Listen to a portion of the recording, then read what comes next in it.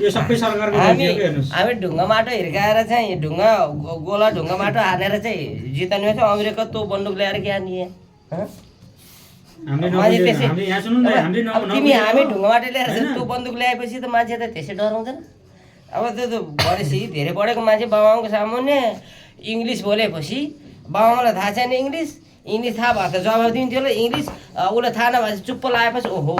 बाहिरको मान्छेले यसले त सबै कुरो बुझाएर रहेछ यसले त सबै पढाइ मान्छेलाई बुझाएर रहेछ यसलाई त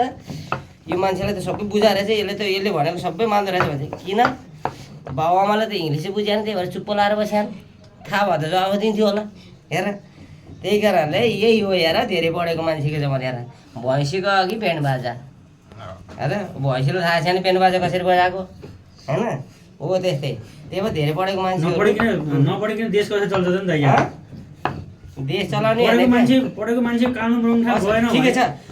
कसरी कानुन बन्छ त नि के ओली अहिले अनुभवी भइदिएको भए यस्तो देश यस्तो हुन्छ एउटा सानो कुरो छ तिम्रो घर कसरी चलाएको त अहिले जब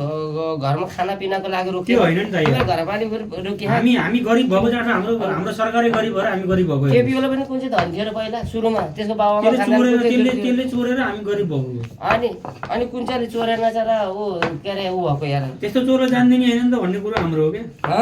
त्यस्तो चोर त्यहाँ हटाउनु पर्छ भन्ने कुरो हाम्रो हो क्या अब त्यहाँ अरू नचोरे साधु चाहिँ कुनले लिएर आउँछ त अब तपाईँ हामी यस्तो जानियो हामी यस्तो जानियो क्या तिमी हामी यहाँ मगाउ बनाएर ठिक छ त्यहाँ गएर के हाल्ने हो हामी अब हामीसँग पढाइ सढाइ भएको हामी गइन्थ्यो पढ लेखेको मान्छे जानियो त्यहाँ अब भएर लेखेको पढाइ अलिकति पढ लेखेको धेरै पढेको लेखेको मान्छे त नेपालमा छैनन् नेपालमा लयो भने त कानुन छ नि यार नेपालमा लयो भने कानुन छ यो भाडा बस्न भन्दा त नबुझेको मान्छे भाडा बस्न भन्दा अलग्गै भनेर अलग्गै बस्यो भने त आधा पढेर आधा बिग्रेको क्या आधा खैरे भएको मान्छे मात्रै त्यहाँ नेपालमा चाहिँ त्यो नेपालको जनतालाई चाहिँ त्यो बुझाउनको लागि चाहिँ आधा खैरे भएपछि चाहिँ के हुँदैन पुरा भाषा आउँदैन पुरा भाषा नआएपछि चाहिँ आधा खैरेले के गर्छ भने आधा बोलिदिन्छ आधा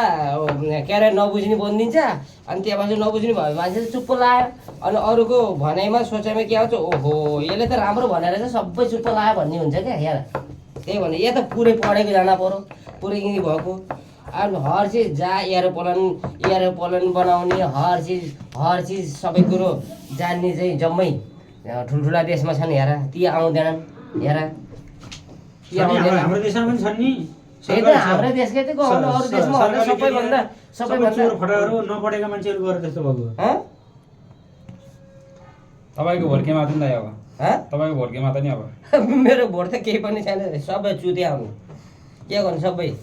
यो भोट दिन भने त बेकार हो खाना दिएर सरकारले दिनु पर्दैन भोट किन दिनु पर्यो तिमी बसिराखेको कर पनि तिरेछन् अझ घर घरमा के भन्छ तेरो कमाइ कति छ तेरो घरबारी कति छ ल भएन 10,000 त महिनाको आउँछ भन्ने लेख्न भन्ने त्यस्तै लेख्ने आउँछन् अब त आउँदै आउँदैन जबरजस्ती लेखेर पठाउँछु किन सुतो सरकारलाई धनी पो हो भनेर देख उ गरेन म त कहाँबाट राखेँ भने यो सरकारलाई जब भूकम्प आउँदाखेरि हेर भूकम्प पीडित आउँदाखेरि कति देशले सहयोग गरेको थियो त्यो सबै गरिबलाई बाँड्ने हर चिज बाँडेर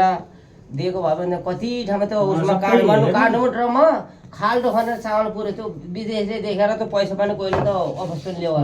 कति लिनु गऱ्यो हेर सबै काङ्ग्रेसले गर्यो अब त्यसो काङ्ग्रेसले मात्रै माओवादीले अनि अब कुन चाहिँलाई सही भन्छौ त अब अहिले कुन चाहिँ आँखा त त्यति बेला अब बरु नयाँ पार्टीले हेर्नु परेन अब आएको चाहिँ हेर्नुहोस् राष्ट्र बनायो नयाँ पार्टी पनि त्यही हो नयाँ पार्टीले नयाँ पार्टी त्यस्तो गरे मूल बाटो भने कि नयाँ बाटो हिँड्न पर्यो आफैले बाटो बनाए आफै हिँड्न पर्यो अर्काले हिँडेको बाटो पनि त्यही हो हेर अर्काको बाटो हिँडेर अर्काको हिँड्ने बाटोमा अर्काले बिगारेको आफूले सुधार्न यसपालिको नयाँ बाटो हेर्नुहोस् उसले बनाएको राष्ट्रपतिले नयाँ बाटो बनाएको नयाँ नीति नियम नयाँ तरिकाले देश बनाउन लाग्यो अन्त नयाँ बाटो बनायो भने तिमीलाई घर जाने त्यो पिच रोड पनि अर्काले बनाएको अहिले सबै पिच भइसक्यो तिमीले अर्कै डोजर ल्याएर अर्को बजेट ल्याएर अर्कै बाटो किन नबनाएको त्यही पुरानो बाटो किन राम्रो बनाउनु त्यो बाटो राम्रो बनाउँछ फेरि अर्काले भत्काएको कुरो आफै बनाउँदा कहिले सुध्रिन्न आफैले बनाएर आफै गरेको सुध्रिन्छ हेर बाटो अर्काले भत्काएको आफैले गरेको सुन्दै कहिले अच्छा सुन एउटा कुरो यहाँ तिमीले मोबाइल बनाएर राखेछौ है सुन बाटो बनाएछ त्यो बाटोमा हिँड्ने नियम बनाउने हो त अब अब मान्छे हिँड्न जान्दैन एउटा